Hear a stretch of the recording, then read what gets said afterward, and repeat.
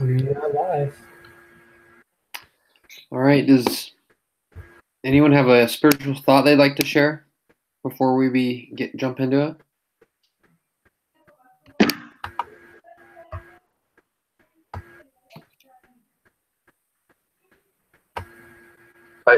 I've kind of had some unique perspective, I think, this week. Mm-hmm. So my dad had a stroke went into the hospital on Saturday, and then we were in the hospital again last night. And it just kind of makes you think about life and kind of how things are going. My mom and dad kind of got into a pretty big fight over kind of being helped, because my dad can't really do anything for himself right now, and my mom was getting frustrated with him, and so we were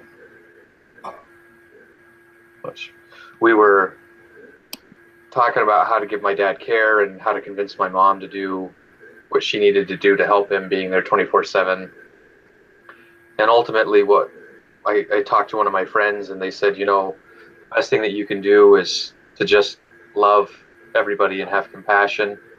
And I was kind of struggling with that because I was frustrated with some things that were going on and kind of worried about some things. But as I thought about that principle and tried to apply charity to the scenario, things really got a lot better. So, whatever the problem is, love is part of the solution. That's kind of my thought. Thank you. Thank you for sharing that. Hope things go well with your dad. It's tough to hear. Yeah, he keeps trying to die. I've carried him into the ER 4 times now in the last 6 years. So Wow.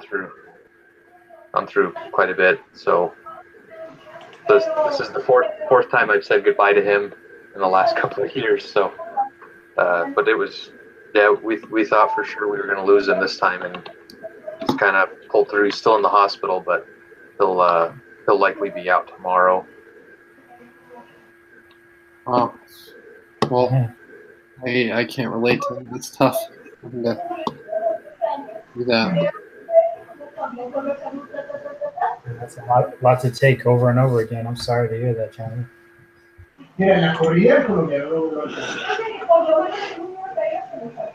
Well, it's not really a great way to transition this, but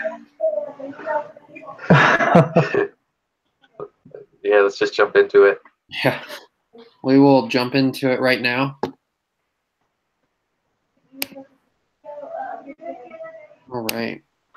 So it looks like the group discussion is the exact same thing as the group assignment. Mm-hmm. I even have the suggestion maybe one of us can type it as we talk, and we can turn it in even tonight, or I can scribe. It's up to y'all what you think. That's a great idea. I think all of us probably can have it up, and we can kind of type in as we're going. And then if you just want to kind of clean it up before turning it in, I think that would be good. Yeah, we pretty much get it done right now.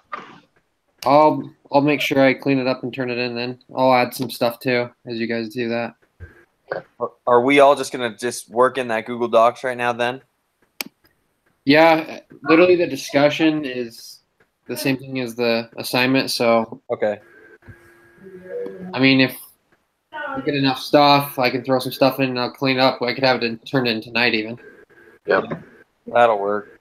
Yeah, I just opened up that Google Docs, so we can just add stuff in there as we're going. So right. Plus, we got the longer essay this week, so figure less thing to worry about. Good call.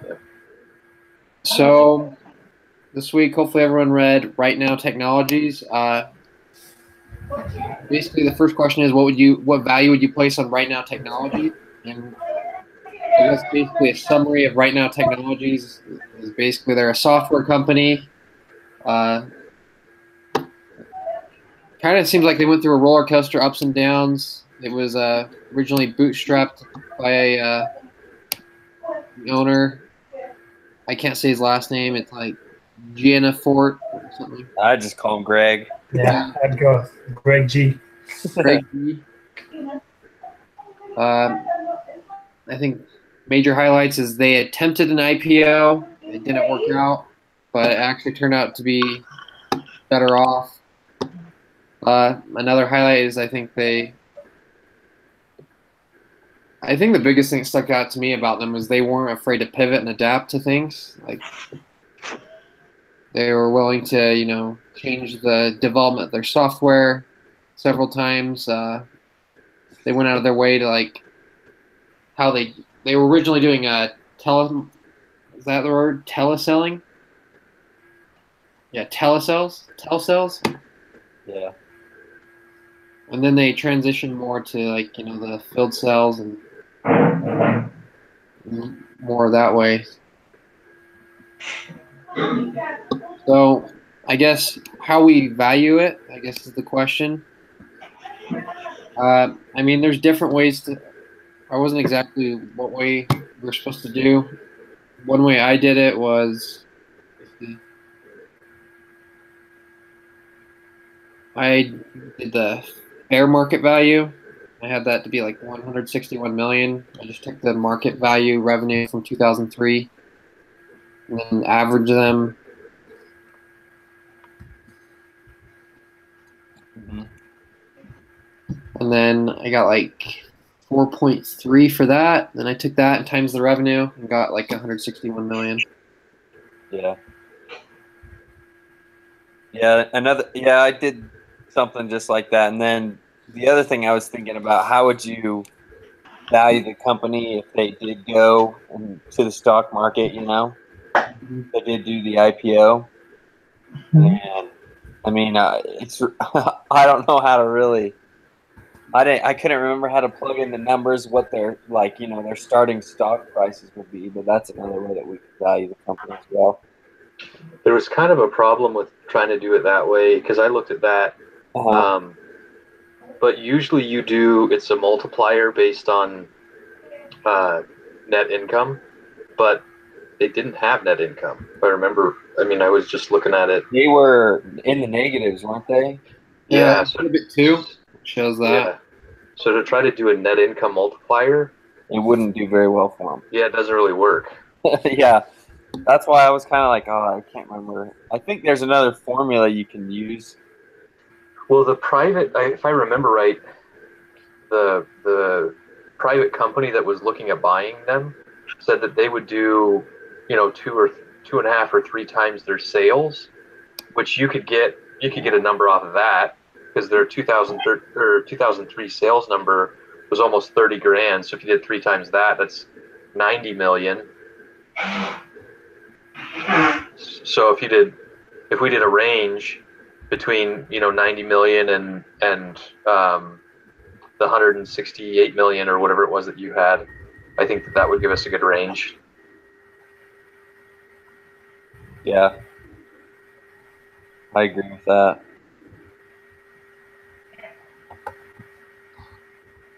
If I'm looking sideways, it's because I'm looking at the exhibit sideways. Okay. You're wondering why I'm like.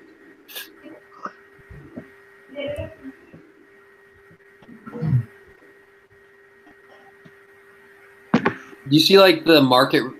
One thing I was going off was exhibit 3, that market value revenue multiplier there. Mm-hmm. You see what I'm talking about? That's where I got 4.5 from. You're in exhibit 3, is that what you said? Yeah, and I took the market value revenue of 2003, and it's like the average is 4.5. So that's where I got that multiplier from. So I don't know if that would be a way to use it, since the net income was at a loss.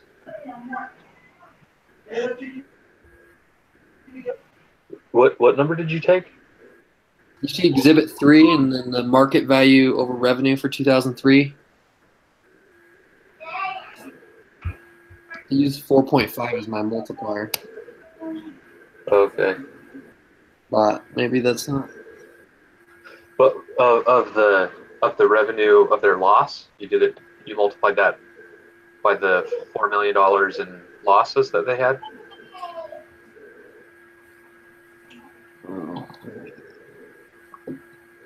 Because right now had a loss. I think it's Exhibit 2. Yeah, Exhibit 2. If you look at their net income, they're negative 4.1 million in revenue or in net income. Oh, so total revenue. Okay, I see. Mm-hmm. Yeah, so I think that would give us kind of a good range. Let's see. So 2003. I can plug that into an Excel spreadsheet real quick and get the standard deviation. That might give us a plus or minus.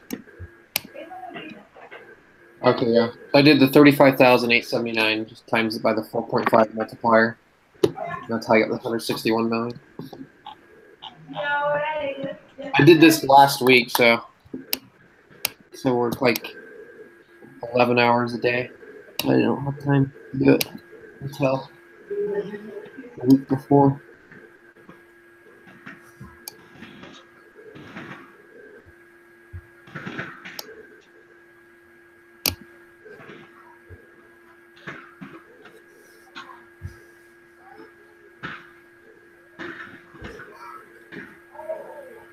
I mean, another one is I can't remember the formula, but it basically you see how well they use their expenses and how much money they make from them, like how efficient they are investing with their expenses and then making money off that.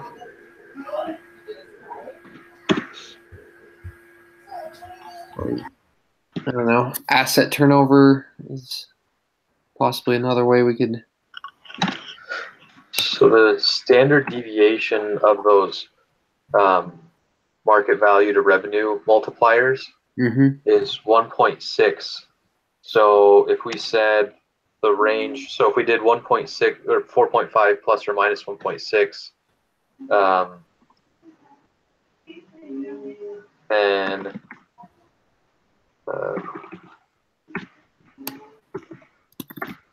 then the low end would be 2.9. So what the total revenue was what? 29,300,000. Man. Oh, 35 million. Yeah, 35,879. So that's 104 million on the low end, and then plus 1.6.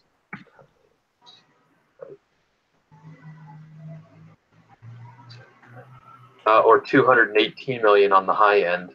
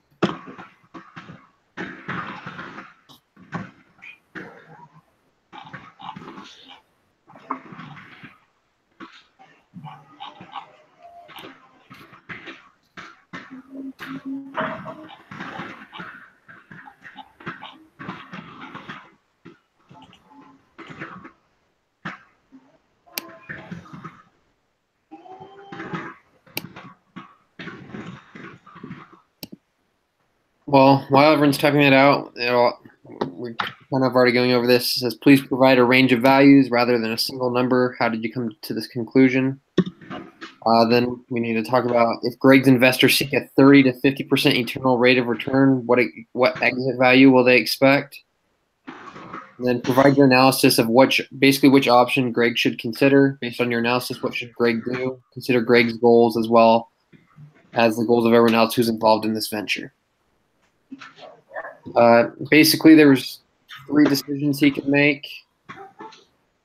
Basically, if I understand correctly, he can be bought by that other company, basically be under their umbrella. They could go with the IPO again, or they could sit back and let themselves grow, basically organically.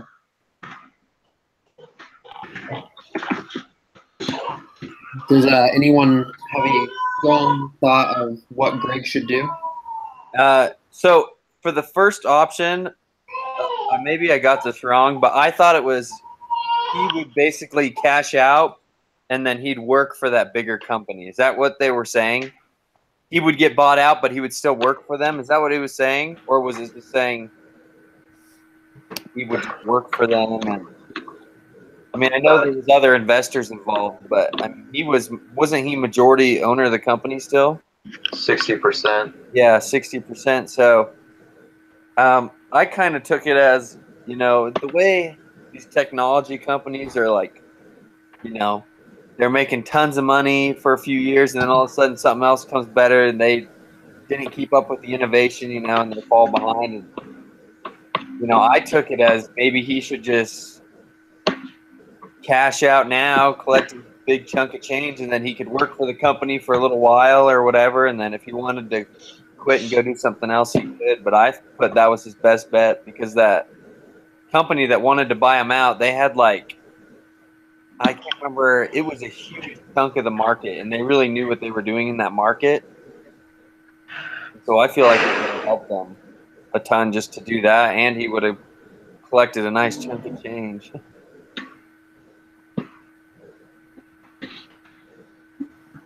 Yeah, I think it was a good idea to sell the company right in that moment.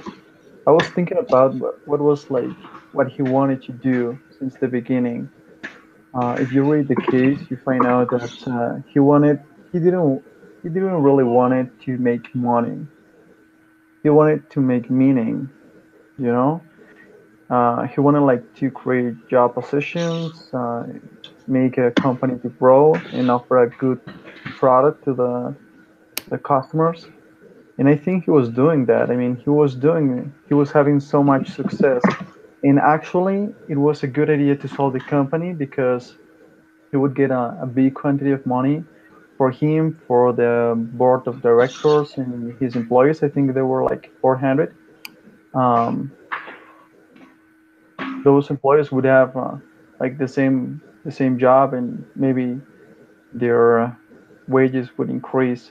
Anyways, everyone would get a good quantity of money, but in my opinion, it was better for him to keep growing the business because even though it was a software and technology company, there was still how to say that, space in the market to keep growing. The demand was increasing, um, and as he was seeing the whole situation, it was possible for the company, for right now technologies, to keep growing and to have revenues of billions. And his goal was to create two job positions, and I think he was able to do that if he would keep working with the company.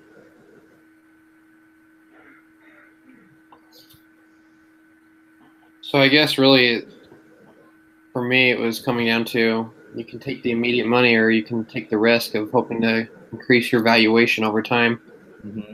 Because based off their growth,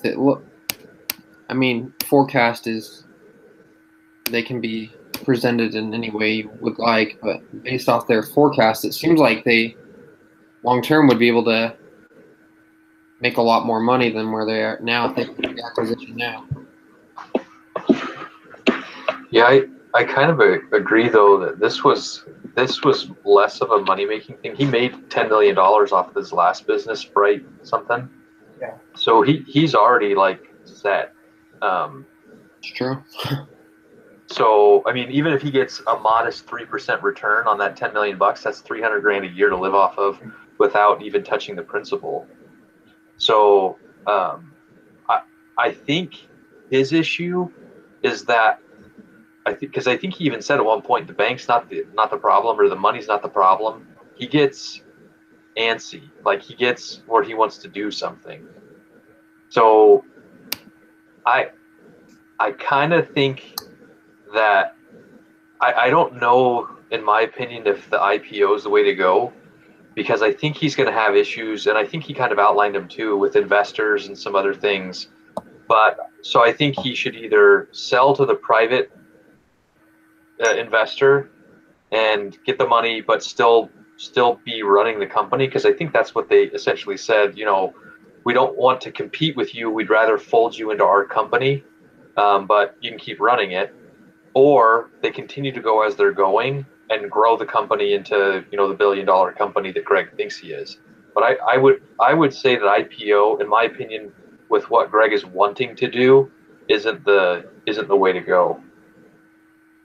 Yeah, and it did talk about in the case those companies that weren't, you know, worth a ton of money that got in, did their IPOs early. They don't. I mean, they end up not being as successful as, you know, everyone thought they would be. And I think the IPOs are for companies that are really, you know, bringing in a lot of capital and a lot of revenues.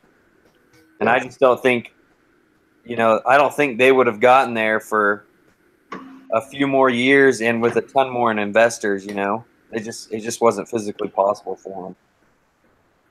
Yeah, it just gives a bad look too, public image wise. That's kind of what would have happened the first time. Mm-hmm. It's kind of interesting when you open up the weekly notes from the instructor.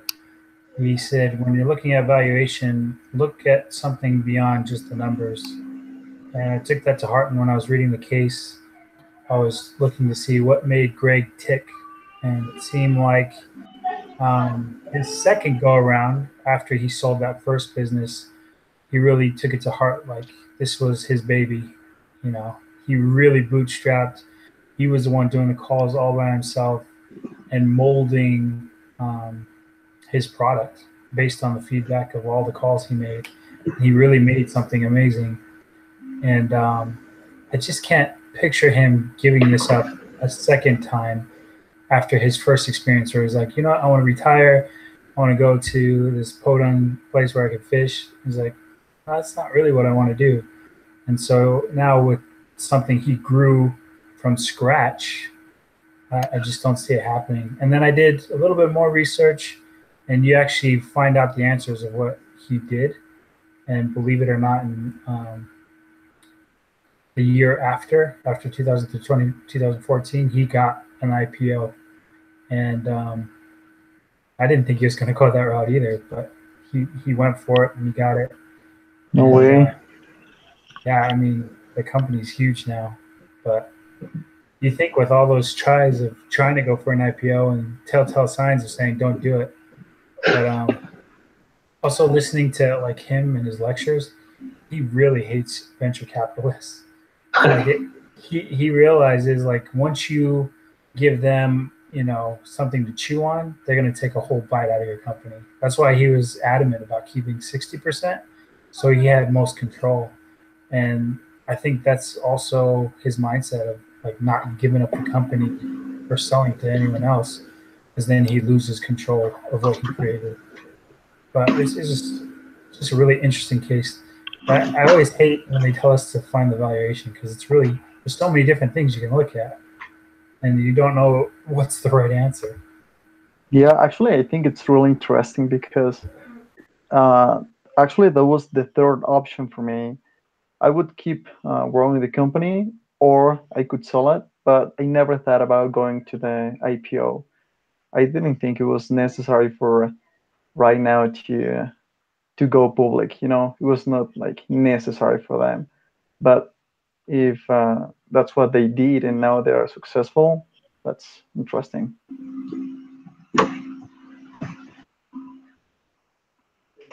Yeah, so I haven't heard of right now. I've heard of Salesforce. My brother-in-law owns a company and he uses Salesforce for their CRM management. So I'll have to look at right now. Yeah, I think the original one, his first company, turned into McAfee, the security software, which I'm very like if you own a computer or a laptop, you've seen that thing tons of times. It's annoying. All the many pop-ups you see, but yeah. Is it still called Right Now? The way he described it, yeah. He kept mentioning it as Right Now.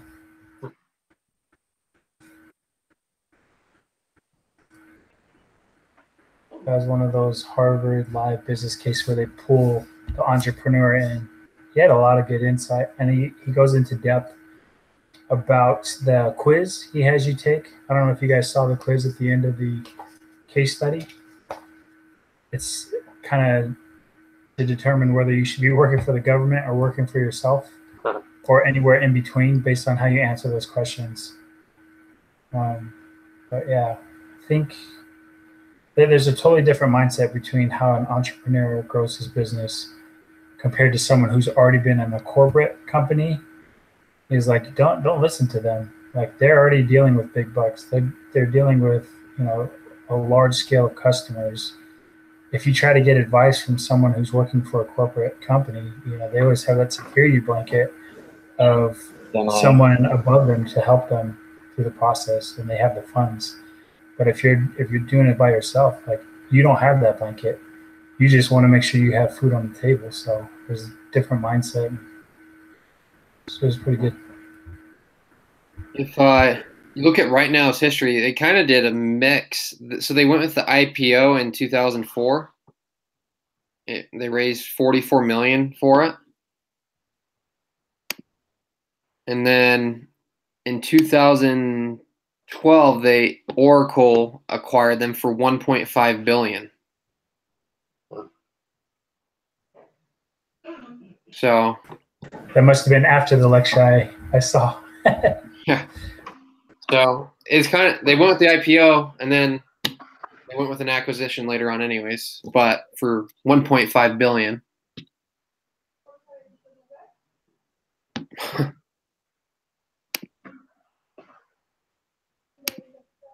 So it sounds like Oracle just bought a competitor then and folded them in. Because I do know, like I said, Salesforce, my brother-in-law uses it. He loves it to help with his documenting his customers and, his call and visit rate and stuff like that. I guess like their thing now is their cloud web experience is kind of their thing they do with Oracle.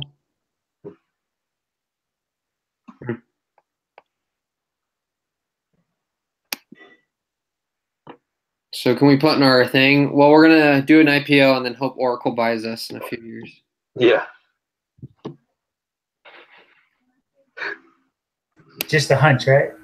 Just a hunch.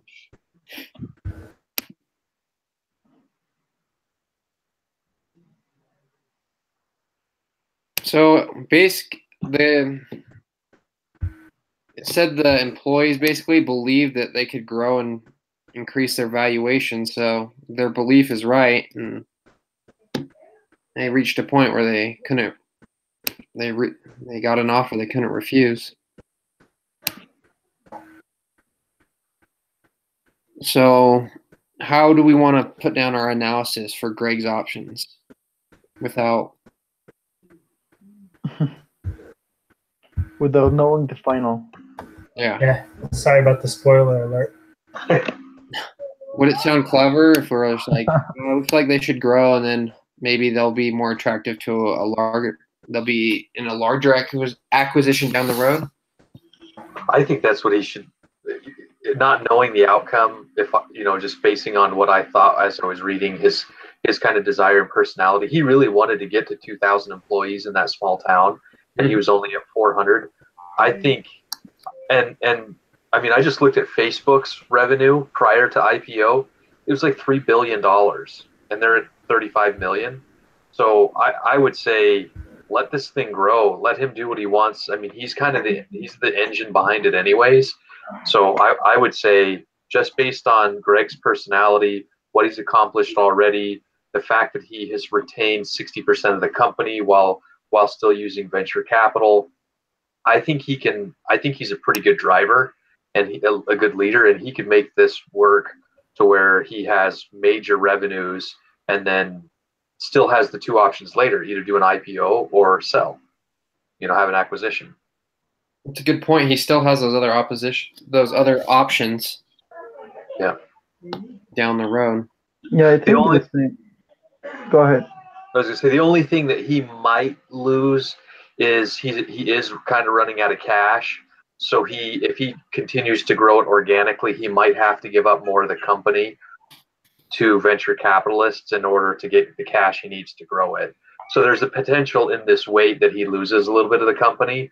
But if you're losing a little bit but gaining a huge valuation, then you're still ahead. Yeah, I think he needed to invest more money in the marketing section of the company. He needed to make like more public the company without having to go on an IPO. But yeah, I think the best option for him was to keep growing the company. He was having like lots of success, but lots of success, lots of money, and everything was brilliant. I mean, it was not necessary to sell the company. I mean, they could and make a good deal, but keep growing the company was a better option, I think.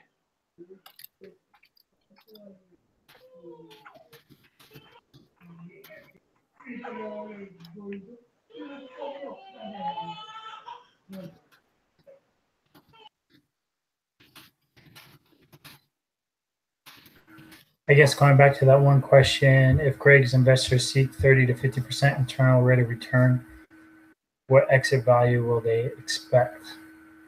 So what number are we using for investors, I guess? What that's what I was trying to find is what.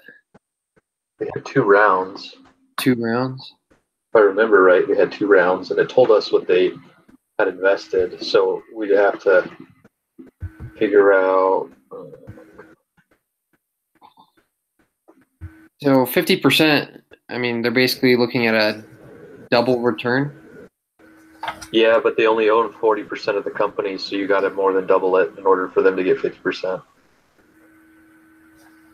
All right.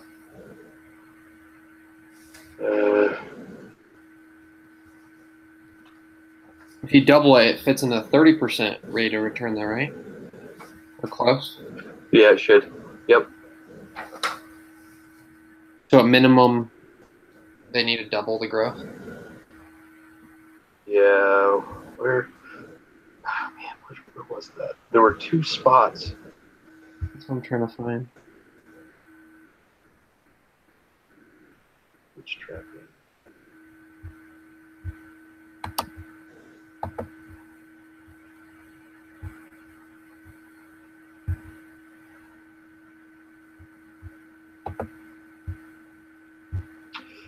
Okay. I don't know if this was the first one. Oh, both of them were right at 16 million, if I remember right. So page 5, right in the middle, says eventually a deal was struck in December 1999. Right now closed at $16.4 million round. Here we go. 16.4 million.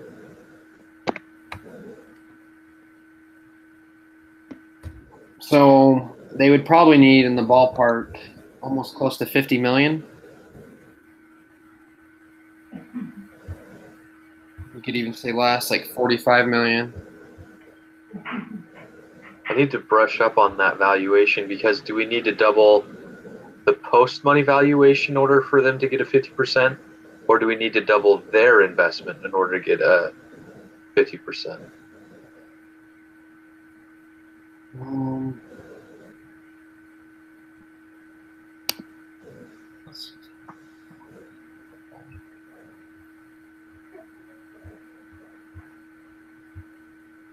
Is that just the combined of all the investment? So would that be split 100 from the 16.4?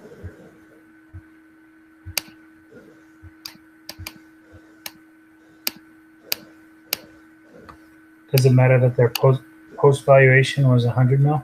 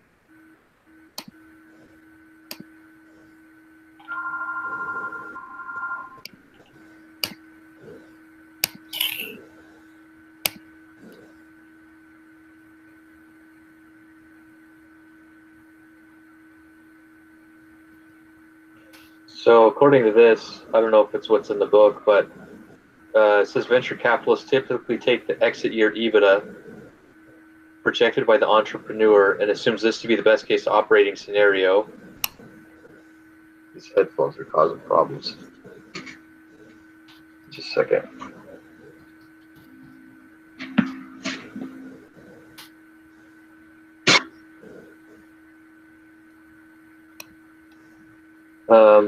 Can you guys still hear me? Yeah. Okay. Venture capitalists typically take the exit year EBITDA, which is essentially net income, projected by the entrepreneur and assumes this to be the best case operating scenario, then multiplies the EBITDA value by other percentages to a yield range of possible EBITDA performance. So we would want the 30 to 50 to be there.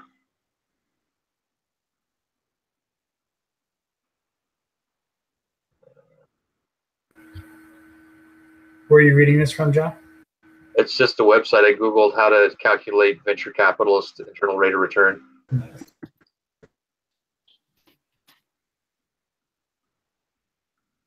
I know we have it in the book somewhere. I haven't. We did a spreadsheet though, didn't we?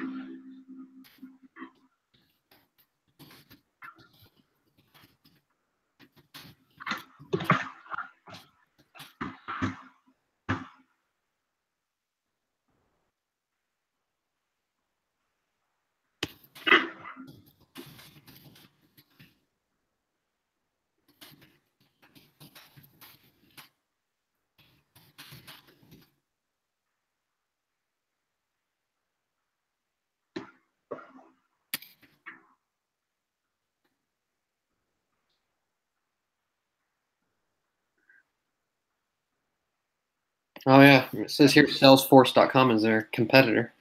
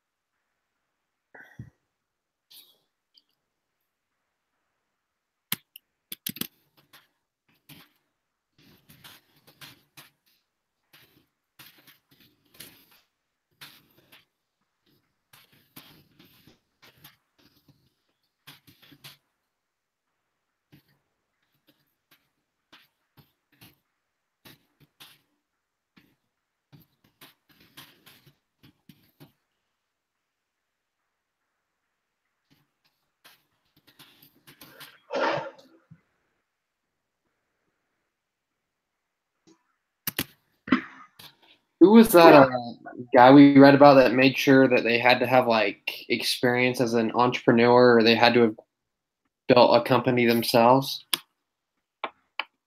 Was that Dropbox? Ask that again. Who did we read about that they only hired people basically that had like experience growing a company, or they were CEO themselves in the past? I was just reading this part again about his like ironclad requirements. I don't remember. Yeah, all these case studies are starting to merge.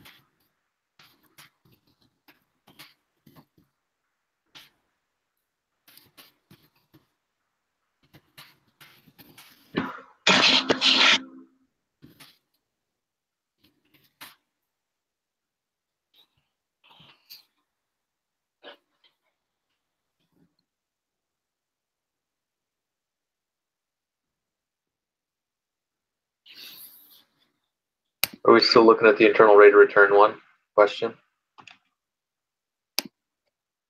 Yeah, I was typing something up for number 4. So,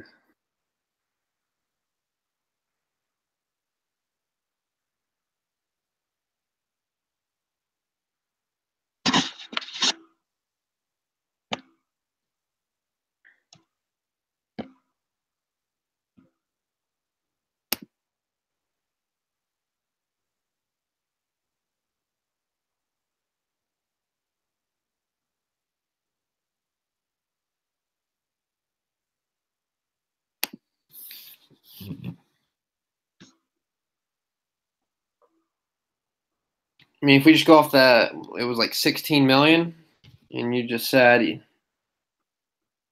if they got a payback of like 45 million or 50 million, that would be within the 30 to 50% eternal rate of return.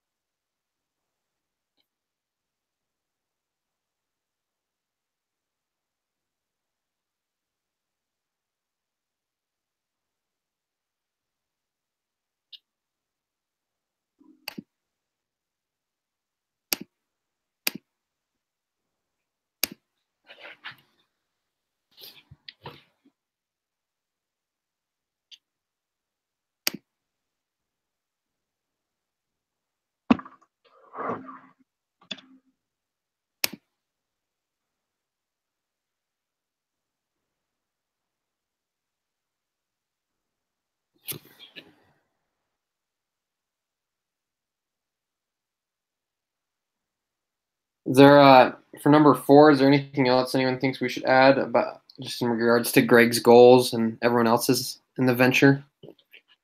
I just basically put down what Greg wanted to do and kind of what he had been doing to help accomplish that, and just also the type of people he was hiring. Basically, those who were involved in the venture.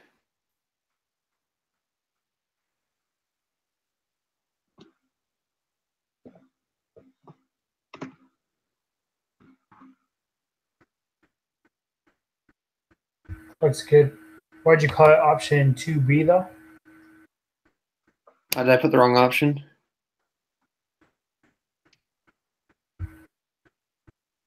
Was it option 1, 2, and 3, or is there?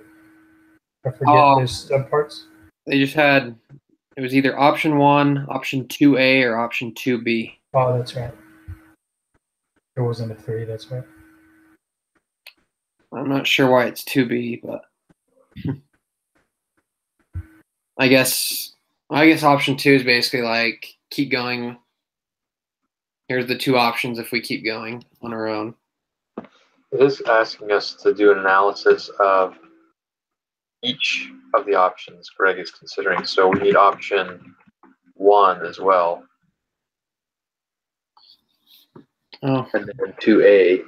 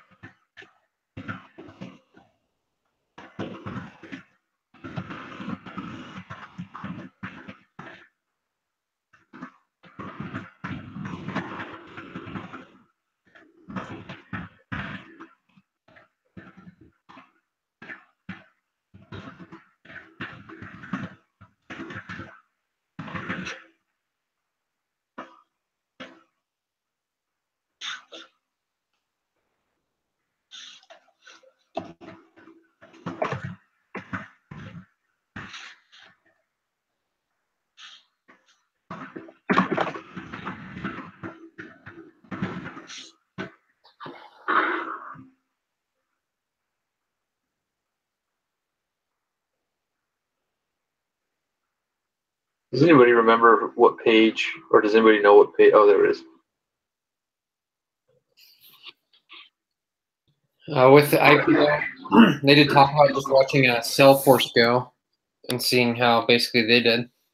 I was looking at the multiplier for, that's on page 8. Another benchmark was related to the venture capitalists in this deal. It would be difficult to get their consent on an acquisition without a step up of at least 2 to 3 times the last round's post-money valuation.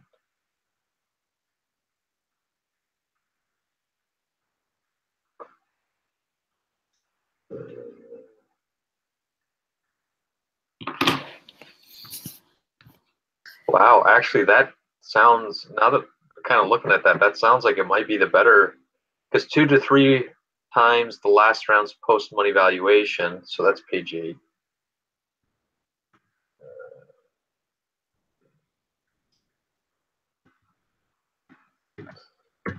So is that like 90 million?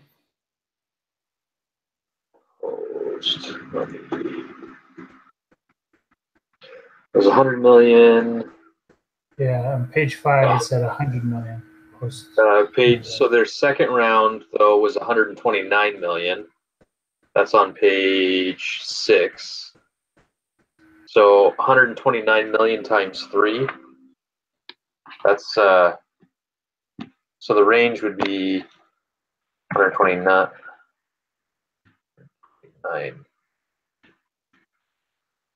387 million, or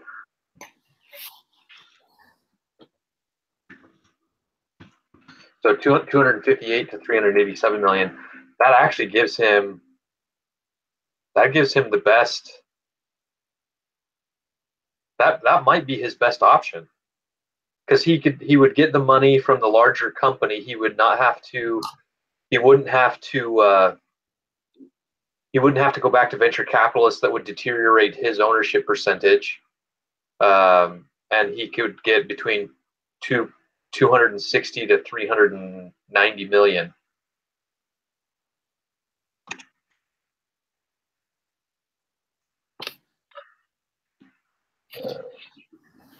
I guess ever since I read the Oracle thing, now I keep thinking about that now.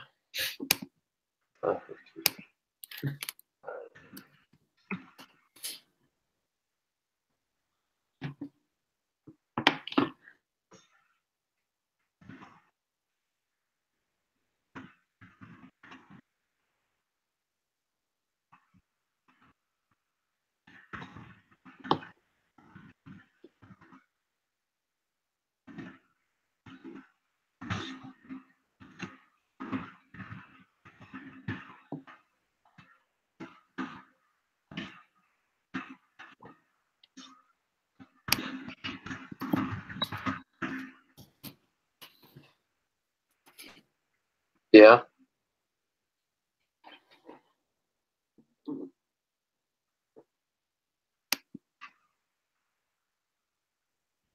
So I can spin this then. We can just more favorable. Yeah, nowhere where you kind of like written like this is what we want to do. There's kind of each thing has been written about the pros.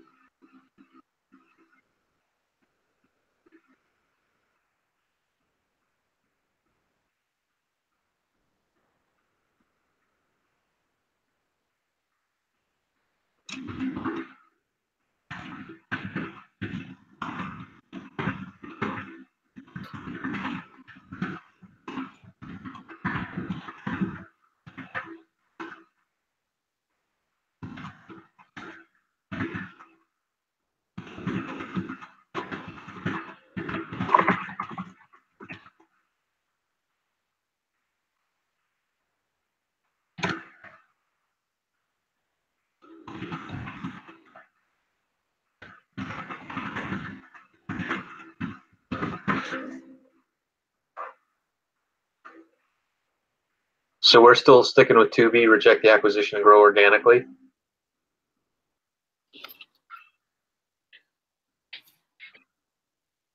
We can change it to the option 1 now that we have these new calculations. For 2B, I didn't write anything that said this is what we feel like is best. So like we could still go with option 1.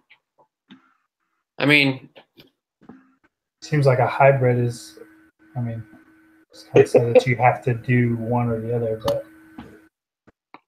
I don't see why you can't do a mix. But if it's just asking 1, 2, or 3, or 1, 2A or 2B, you can go with 1.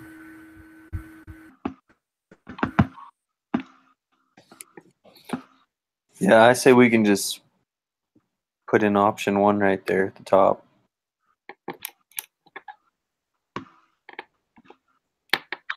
because basically what happened with him is basically the same thing. is that their valuation gets so high that they get bought out.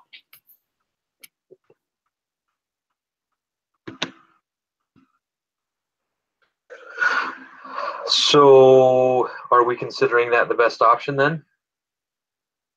Or I think 2B, if they still grow. So the last sentence that I put in option 1 is if Greg's projections are correct and they grow into $1 billion company with their sales force and products, then this would not be their best option.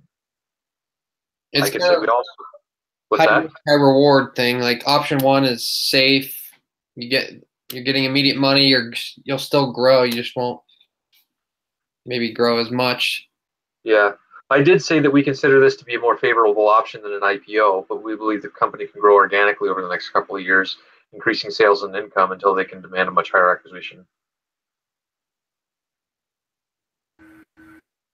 I have option 1 set up where we have the analysis done, and we think that it is a good idea, but it's leaning still towards 2B as the best option.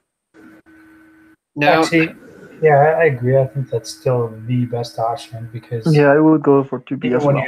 when you grow it, you can still sell it for more later. Yeah. Mm-hmm.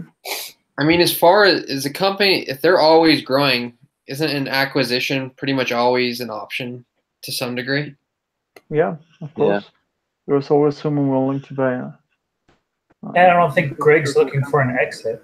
Sometimes when you're talking about acquisitions, you're looking for someone who's not willing or wanting to stay with the company. I know he has in the past, but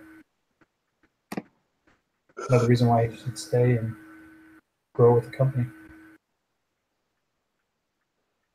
I mean, it's kind of ironic if a lot of times if someone's trying to do an acquisition with you, it's because you're doing well. So you're almost like, well, if someone wants to make an acquisition, maybe I shouldn't leave them. Yeah.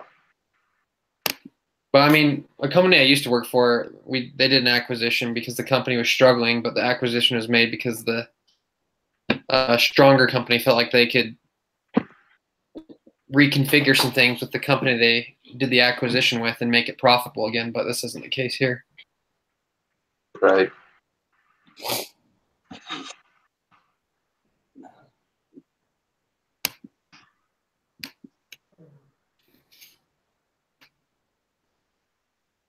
I mean, to be all corny and cheesy, like he had these golden dreams. He shouldn't just back out of them at the first time someone wants to make an acquisition.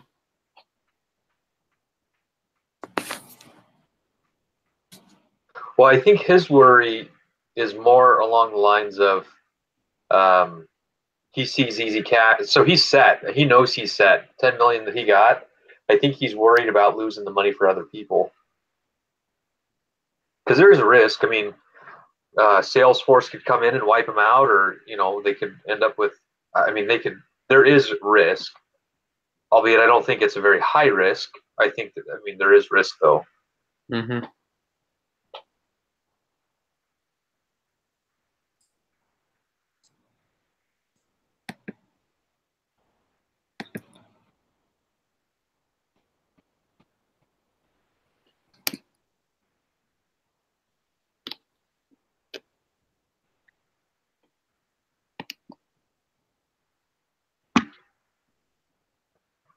Well, I think that pretty much. I think we've gone over most of it. Is there anything else anyone feels like we need to go over? No. Are you going to submit the final Word document? I'll submit it. Okay. And then who's up next week for starting the meeting and stuff? Is it me again? I can't remember. Were you after me? What's your last name? What did we do again? Wait, I was supposed to do it today? Oh, you were? I think so. Yeah, because we were going by last names, so. Yeah, so I can do it. Have you already done it though? I've done it once. Yeah, I did. Going in order because I went it the first week and I knew everyone had done it. Oh. So the first week we must have just got out of order because Jonathan's last name starts with a B, so he should have been this week. But that's not a big deal. So Jonathan, if you want to take next week, then Mason, you'll be the week after. Okay, Yeah. that's fine. Just wanted to make sure. So. Yeah, let's do it that way. I have a quick question for the group. I already got told that I'll be working next Wednesday around this time. Huh? Would you guys be willing to meet maybe Tuesday just for 1 week? Yeah, That's that shouldn't be a doable. problem for me. I can do that. At the same time, 6 o'clock. Yeah, if that works. Not Yeah, to I can switch do it up as too well. much. I'd have to leave. 8 o'clock. Sorry, what? Yeah. Yeah, sorry, 6 o'clock my time. It's 8. Oh, yeah. Oh, I didn't 8 realize. o'clock. Yeah. Gotcha. We'd either have to. I have meetings at 7 o'clock on Tuesdays. Sorry, so 7. It'd be 9 o'clock Idaho time. So if we just kept it to an hour, we're good. Or Yeah. under. Usually Yeah. we do, so we should. I think we'd be okay. Yeah. Yeah. If someone could just send out a reminder email Monday. I will because I'm asking this favor. So Okay, cool. I'll Yeah, definitely do that. this should work. So. Appreciate that, guys. 3 Yeah. weeks of the 4th of July, by the way. So. Yeah.